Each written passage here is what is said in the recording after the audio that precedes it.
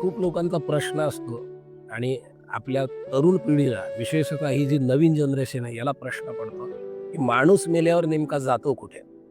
कोणी गेल्यावर लिहितात स्वर्गवासी, कोणी गेल्यावर लिहितात वैकुंठवासी, कोणी गेल्यावर लिहितात कैलासवासी. माणूस नेमका जातो कुठे? भगवान उपदेश करतात अर्जुना, हे ज्याच्या त्याच्या कर्मावर ठरलेलं असतं.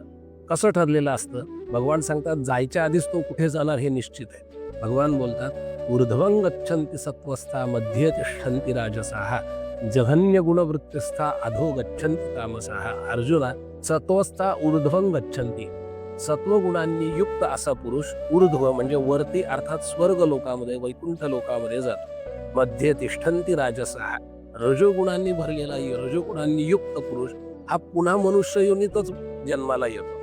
आणि अधो गच्छन्ति तामसाः, तमोगुणांनी युक्त असणारा पुरुष, तमोगुणांनी युक्त कार्य करणारा पुरुष अधो गच्छन्ति तामसाः, अर्थात तो कीटकादी योनीमध्ये जन्माला येतो किंवा त्याला नरकामध्ये जागा मिळते. आपल्याला कुठे जायचंय हे जर आपण आतापासून ठरवलं तर या 3 गुणांमधली ज्याची वृद्धी आपण करू ते फळ आपल्याला प्राप्त होणार एवढं निश्चित.